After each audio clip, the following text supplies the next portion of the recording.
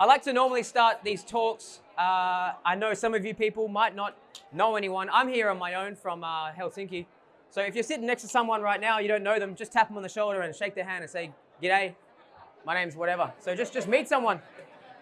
Just say hello. Let's go. Just say hello. There we go. Let's get a little comfortable. Yeah. All right.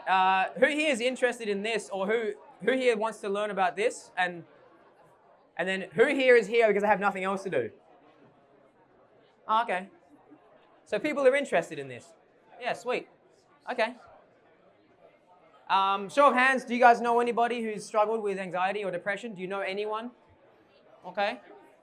Just feeling out the room. Nice. Show of hands, who was at my talk yesterday? Oh, wicked. I remember some faces. Huh? Die Hard fans. Okay. All right, so those of you who don't know, my name is Sam Stacey. I have been working with clients with depression and anxiety for, well, a good chunk of my career. Personal trainer, coach for about 10 years. 5 or 6 of those years, I started to find a niche, people with anxiety and depression. It's been in my life, not exactly directly me, but a lot of those around me. And that's the reason I got into fitness, because I grew up as a little bit of a scared, short little kid, and lifting weights taught me a lot about myself, and it gave me confidence to stand here and talk in front of a crowd. So lifting weights for me was a big journey, and it changed my life, and it made me feel more confident. And I know it does the same for my clients, and I know it does the same for your clients as well. Okay, so we can help people with mental health problems just by helping them into the gym, okay? Little story. So I have a client, he's from Iran, and he came to me on Instagram, kind of quietly just saying, "Hey, can you coach me?" And I said, "Yeah, man." I invited him into the gym. He was terrified of training in the gym. He has a lot of depression, a lot of anxiety. And well, through the techniques that I used in today's talk, and through the attitudes and the approach, I was able to get him from someone who was too scared to lift a barbell with his previous injuries, to now somebody who's training 3 times a week, right? Twice on his own, 1 with me, right? Totally scared, anxious, depressed, to getting shit done in the gym, feeling a whole lot better. Not saying fixed his depression, but he's a lot more confident, a lot less depressed, because you guys know the effect it has to exercise, what that has on your mind, okay? 38% of Europeans have experienced depression or anxiety. That's 1 in 3, right? At some point in their lives. This comes from a giant, actually this statistic is mirrored in 2 studies. One is a giant European Union study, and then another is an individual study. But as you can see, 2013, long time ago, right? And then that data was collected in like, who knows how long ago. So post-COVID, you guys know the effect that has on people. It can be a lot worse. Oh man, I'm standing in front of this thing. Let me stand off to the side a little. So what EU citizens believe is important to achieve good mental health? You can see some basic stuff in there that you can all agree, right? You gotta have good living conditions. You gotta have good financial security. Social contact, of course, but look at physical activity. A lot of people in Europe now know that physical activity is important for their mental health. This stage is terrible. You guys can't see nothing. So these people are already coming into gyms, whether you're prepared or not. People with depression and anxiety are going to the gym in order to fix their mental health. So you're most likely working with a ton of them right now, but you probably don't even know this. So whether you're willing or not, they're coming in. They're trying to exercise out of depression. So today, you're going to learn what the cognitive model is. Man, wish I had a clicker. You're going to learn about depression and how to handle it. Anxiety, and what to do about it. All right, let's get into the cognitive model. This comes from Cognitive behavior therapy. Who has heard of CBT, cognitive behavior therapy? Yeah, so Beck, funny story actually, Beck founded the idea of cognitive behavioral therapy, then his daughter continued doing it, which is really cool. Anyway, the cognitive model suggests this. There is a situation, let's use it really easy to understand. A client walks into a gym. That can create a lot of different thoughts, emotions, bodily sensations, and behaviors. So for example, someone who's never worked out before comes into your CrossFit gym and they start thinking something like, oh, I don't belong here. I'm not someone who exercises. I'm not one of these fit. Look at that guy over there with his shirt off, lifting. I'm not one of these people. Oh my God. And then those thoughts will then play into their emotions. So now they're thinking, okay, I shouldn't belong here. They start to feel really anxious. They start to feel stressed out. Those emotions play into their body. What does that feel like, right? To be anxious? Butterflies, shaky hands. Behaviors, what does that then look like? How do they express it? Maybe they hide away into the corner of the gym and they just take up as little room as possible, you know? Maybe they leave after one session. They go, oh, screw that, right? And now the thing is, all of these four things, they interplay with one another. So, did anyone do the breathing exercise yesterday or has done the breathing exercises? So just by breathing, like using the body's physiology, we can change our thoughts and emotions just by affecting one of them. So CBT likes to use the thoughts. We're going to affect the thoughts and change the thoughts, and then we're going to change what happens in the body. You can change your behaviors and then change what happens to the rest of the body. Does this make sense? They're all interconnected. Okay, so the way you can help people can be through any one of these four things. You can affect their thoughts, which then affects their behaviors. You could affect their body with exercise, which then affects their thoughts and behaviors. You could encourage them to come into the gym every week. That's their behaviors, that affects their thoughts. So you change one of these, and you can have a massive cascading effect on the rest of their health and life. Okay, you don't need to be a therapist and do the thought stuff. You can just work on one of these. Any questions on this at the moment? This new stuff to you guys? Yeah? So sort of? Cool. So I'm going to use this cognitive model in the next few slides when I talk about each ailment. Depression. Depression. So, how can you spot depression? Depressive thinking patterns. So a lot of the time, people with depression think very lowly of themselves.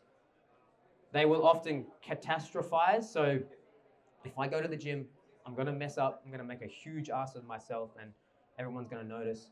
And that's, of course, that's going to happen because I'm a piece of crap and I don't deserve to be happy, right?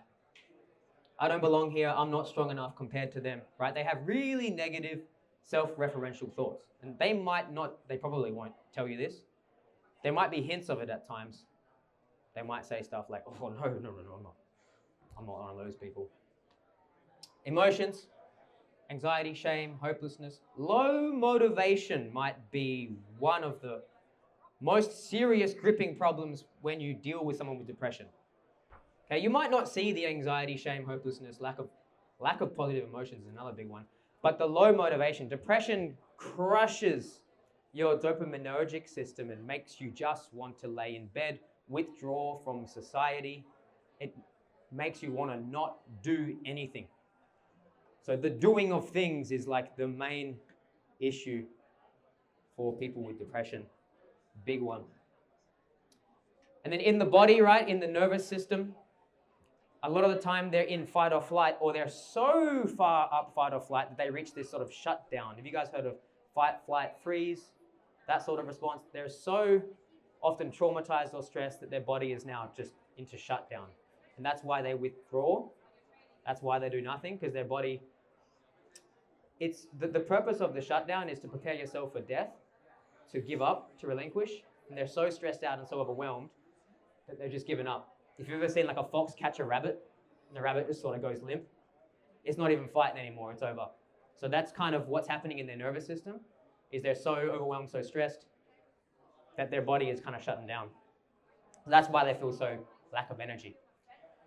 And then behavior, of course, you can see people with depression often avoiding eye contact, slumped posture, motor retardation as well, like their nervous system doesn't work well. And they might struggle, well, they might be depressed because they've never exercised in their life and they've just got no coordination. But you can also tell if someone is quite overwhelmed their body doesn't work so well. And then, of course, they're going to avoid, they're going to stay back. They're going to try to be sedentary. That's just their natural state. They're in a little bit of a shutdown.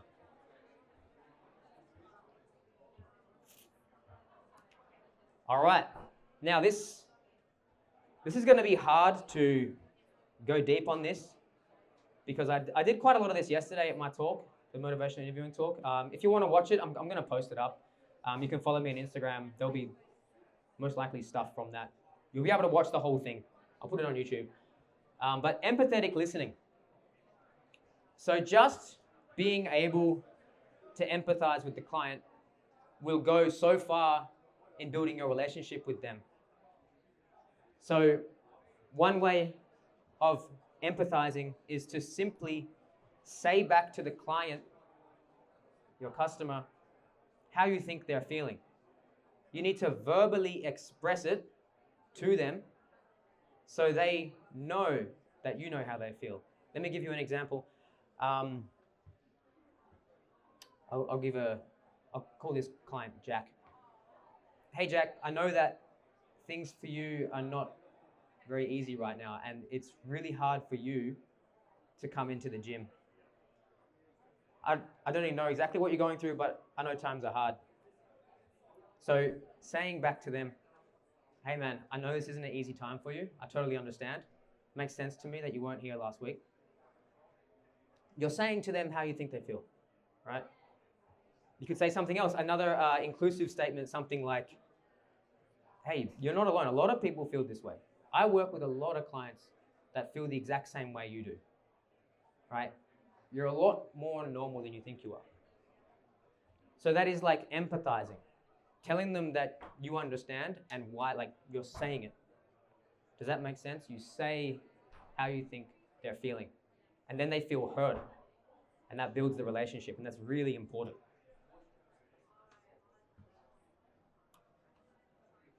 And then you want to meet the client at their level, okay? You might have a super awesome 5 times per week, get shredded, suns out, guns out program, and it's worked for so many clients. But is that where this guy is? Is that where Jack is? He didn't make it to the gym at all last week. Is that the program or the expectation that you're going to sit upon him and give to this guy? So this is where using things like open-ended questions. Did anybody hear the change scale that I brought up yesterday? A show of hands, the change scale? Yeah, so you can ask them, maybe on a scale of 1 to 10, where do you think your exercise habits are at right now? And they might say something like, oh man, I'm a 3 out of 10. You can go, okay, not bad. Why'd you say 3 and not 1 or 2? You might build their confidence up a little bit. They might say, oh, well, I went last week. Hey, good job. That's bloody hard, dude. You came in last week. And then you can say, okay, what would it take to get you from a 3 to a 4? Like, meet them at their level and find out from them where they think they should go next, rather than you instilling it upon them. Right? What do you think's the next step? How do we improve here? How do you go from 3 to 4? By the way, notice how we only went up by 1 and not, let's get to 10. We don't want to go there. Just one step. Because remember, motivation is their main issue. So you want to get them one step up. Because it's hard to get out of bed. When they exercise, they don't feel better a lot of the time. If you're properly depressed, it's hard to feel good. You can also ask them, like, do you feel better after training? Not really. Oh. Stay with it, right? The more, you can educate them on the cognitive model, by the way. The more you work out your body, the better thoughts you're going to start having, right? This is proved in therapeutic environments. If we can get you moving, that brings us to the next level. Behavioral activation.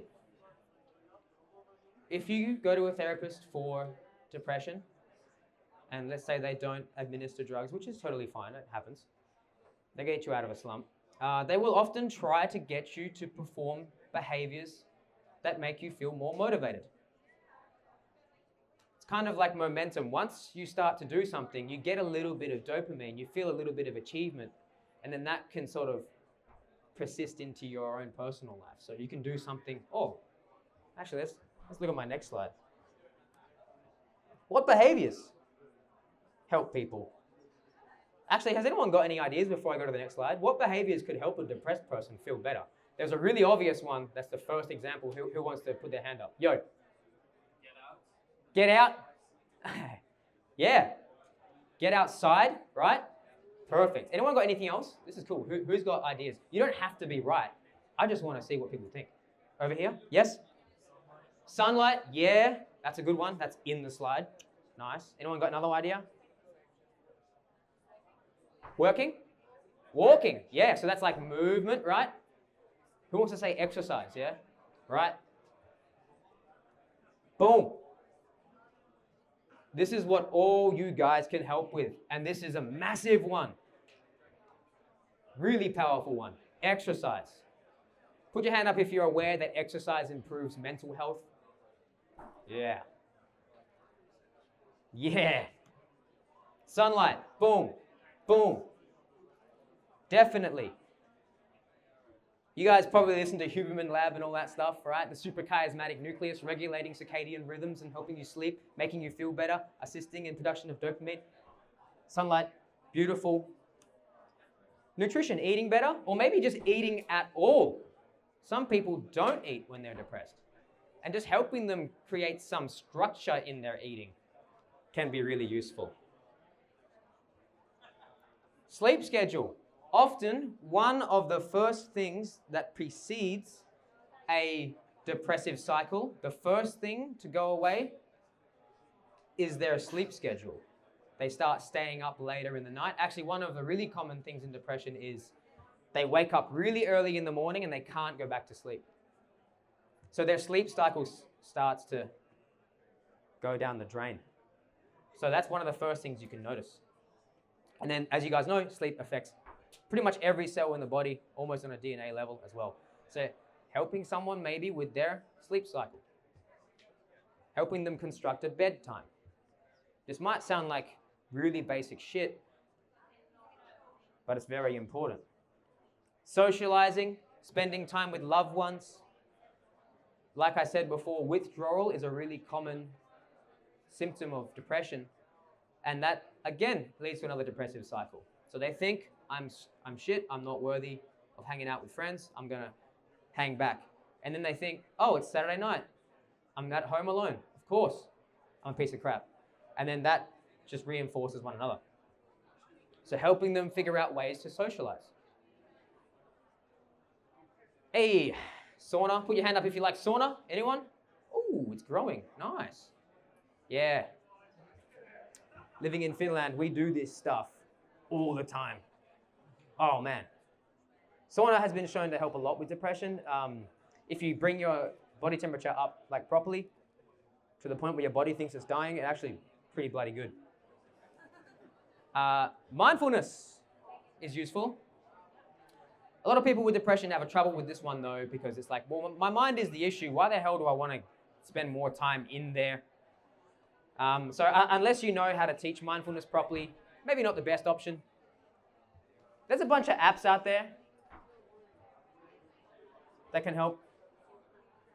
Now, I just wrote this one. Errands is a broad term for just getting some stuff done around the house that might need to be done. Remember what I said about dopamine release, right? If behavioral activation, if you can get people kind of doing something, They're going to get a little kick, hopefully, that makes them feel like, oh shit, I can do something, right? But again, you guys are all coaches, gym owners, trainers and stuff. Exercise is probably the biggest leverage one I would suggest. Like, go for that one. But here's some cool ideas. All right, let's change. Actually, we're not really turning far off the page. Depression and anxiety are often comorbid. They live side by side. They're not exclusive. You often have both. Remember I said about the nervous system, they're elevated, shut down, but they're still also fight or flight. Anxiety and depression exist side by side. They're next door neighbors and they borrow each other's sugar. All right. So how do you spot an anxious person? It's pretty similar to depression, you might notice. Anxious thinking patterns. So their mind is racing. It's often related a lot to how they think they're perceived. They often have low perceptions of self-confidence. They think they can't do stuff. I'm going to mess this up and I'm going to feel silly and everyone's going to laugh at me. Nervousness, fear, self-conscious, unease, anxiety as an emotion. Body, elevated heart rate, shaky hands, shortness of breath, sweating, muscle tension, dry mouth. You might hear, my mouth is not dry. Have you heard any speakers lately talking to the microphone? You can hear their mouth kind of, yeah, you can hear it. You can hear it.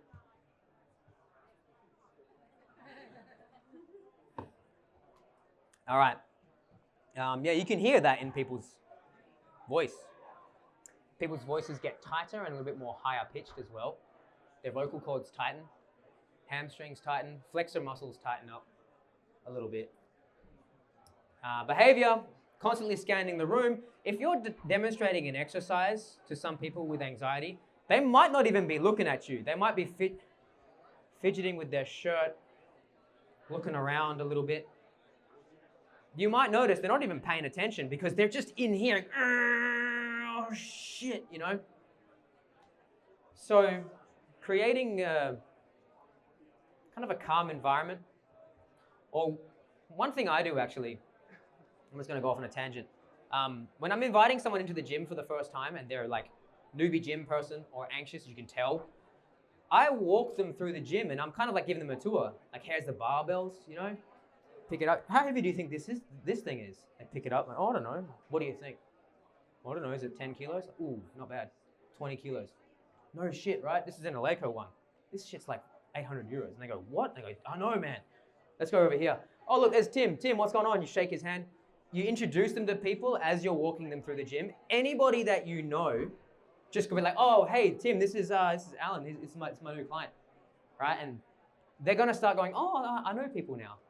So just like immediately just introducing them to anybody who you walk past that you know, you can just introduce them to them. They're going to feel like, okay, I'm understanding my environment now a little bit. I know that guy now, cool. That guy smiled at me before, nice. I know what this friggin' thing is now. They start to feel, you're bringing up their confidence a little bit. Because remember, people with anxiety have like, they evaluate themselves as really low capacity and they feel like they can't handle shit. So just by walking them through the gym, introduce them to anybody you know, right? They're going to feel like, oh, now I know a few people here. They're going to start to feel a bit more at ease. Anyway, come back to where we are now. Fidgeting, difficulty concentrating. Yeah, all right, I said this already. Cool. Working with the anxious client. There it is again. Empathetic listening, expressing empathy. So you're like, hey man, I know exactly how you feel. When I first walked into the gym and I saw these big burly men in the corner, like just pumping weights and looking massive, they scared the shit out of me. I know what it's like to be in your position. Expressing empathy. If you have a relatable expression that you can tell them, they're going to feel more at ease. You're going to build trust. This person will most likely buy from you because they're feeling more comfortable, because they trust you, right? You're not some Jim Chad or Jim Stacy who's going to, force them to do crazy shit. So, oh, this person's a regular human being just like me, and they listen to me. Again, oh man, this is getting repetitive. Same thing. Meet the client at their level. If they're too scared to come to a gym that's a little bit busy, how are they going to feel when they walk into a CrossFit ward and there's like muscle ups, loud music, slamming barbells, sweaty bodies, right? You might want to be like, hey man, come to the midday class because it's real quiet. You know, there's mums and dads. There's, you know, Jeremy, he's like 70 years old. He, you know, come and hang out in the quiet time. And that actually brings me to this next point. Gradual exposure. So somebody who is anxious, they're avoidant, they try to run away from the thing that they're scared of. And the way you make them less scared is to slowly expose them to the thing that they're scared of. Key point, slowly expose them to the thing that they're scared of. So, oh man, gonna get real repetitive here. Please excuse my 1 to 10 scale yet again. Maybe this is some autism shit or something. I love 1 to 10 scales, man. Just realized that right now. It's like everything I talk about is a 1 to 10 scale. But all right. Hey, Steve, on a scale of 1 to 10, coming into your session on Monday at 5, how anxious did you feel? This is his subjective unit of distress, in the terminology, SUDS, subjective unit of distress. What is, you see, I'm not the only person coming up with 1 to 10 scales. Therapists use this shit. I absolve myself of responsibility. What did I say his name was? Steve? Steve said, Monday session put me at an 8. Oh shit, Steve was pretty anxious, right? He was freaking out. Now, do I want to keep exposing Steve to this really high level of stress? Do you guys want your clients on the first time back squatting to push to like RPE 8 like straight away? Like that's pretty bloody hard. Okay, Steve, what can we do to get you down to something like 5? Like what would be the gym equivalent of 5 out of 10 stress for you? Steve might say, I don't know. Maybe just coming into the gym when there's no one around and just like using the rower. All right, that's not a bad idea. Could you do that tomorrow by any chance? Yeah, I mean, I got work, I could do it after work. Okay. You know what, I'll be here. So why don't you just come in, jump on the rower, I'll say hello. And just, here's what I want you to do. I want you to come in, I want you to use the rower, because the way we're gonna get you through this anxiety is not by running away. That's gonna make it worse. But you have to come in here and you have to face it. So I want you to come in and do something you can do for a little while, and you need to be with it. Just hang in there, man. Don't leave. Stay on the rower. You can put music in if you want. Come in with a friend if you want, but stay with it for a while. And then here's the thing, man. You do that for a week, you're gonna start being bored. You're gonna start looking at the weights and going, oh, I wanna pick those up. So here's the thing. Gradual exposure means gradual, right? So you don't just stay on the rower now, because that's not challenging him anymore. So maybe he comes to the quiet class next time and he starts doing that. But you need to slowly step the person up when they feel comfortable.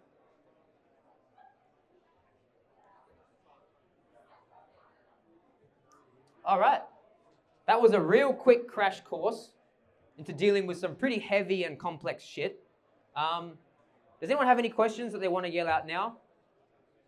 If not, I'm going to be here. No stress. Oh, hello. Yeah, come and yell it out.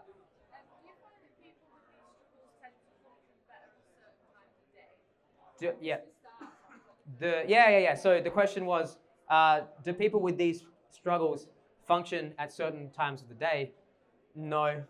Some people are morning. You know how it is. People are morning people, evening people. I don't know what it is. For some reason, just my experience, most of the people with depression and anxiety like to prefer working out in the evenings. They're not so much morning people. That's just my experience. But otherwise, I don't think so. Yeah. Good question, though. Any other questions? Yes. You just keep doing what you're doing. Yeah.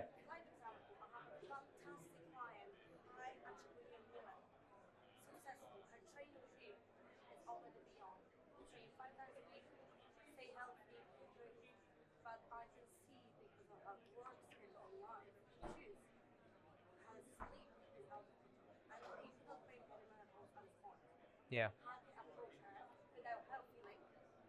Yeah. Yeah, so the question was, how do you approach someone who has anxiety, even when they're really high functioning, right? And her sleep's messed up, okay? So like, how do you approach that? Well, the question is like, to me, I'm thinking like, is that really like my responsibility in this relationship? Is that how we've constructed this? Like, does she see me as someone who's helping her with her life? If not, you might be kind of overstepping boundaries a little bit, trying to help. It's not your responsibility to fix people's mental health, okay? It's not anyone's responsibility to fix their mental health except their own. People need to understand that. You can't go over there and tuck her into bed. But if you can pick up that she's not sleeping well, you can ask, how's your sleep going? Tell me about your sleep schedule. And then she can maybe hopefully tell you something about her sleep schedule. And then you could ask, well, do you think you want to improve it right now? Is this something you're thinking about? More questions.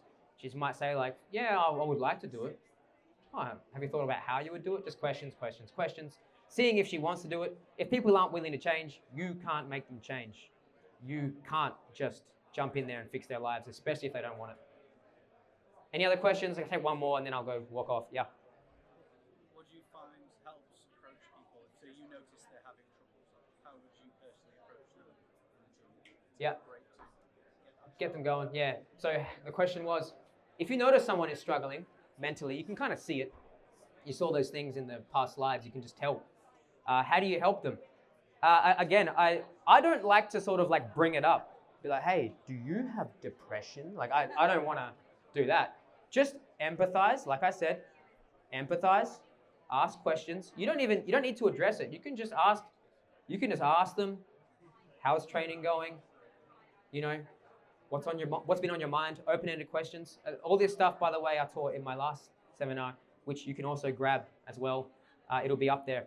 But you can just learn to ask open-ended questions and just be there for them and empathize. You'll be surprised how much of a difference you make if you just empathize with people and listen to them. You don't even need to address mental health at all. Just be there for them and listen to them and express empathy. And you will change people's lives just by doing that. I'll take more questions after. I'll be bloody over there, right, with Alan, putting my stuff away. But if you want to learn more about empathizing, asking open-ended questions, how to deal with people's mental health, there is a motivational interviewing course that I've recently created. Some of the videos I don't have a mustache. Some of them I do. It's very confusing. But I would like people to take it, spend a little bit of money to buy in so it feels important, and then tell me what you thought. Because if you want to learn more about asking questions, connecting with clients, building better relationships, it's better explained in here. So yeah, follow me on Instagram if you like, ask more questions. I'll be off to the side. Thanks.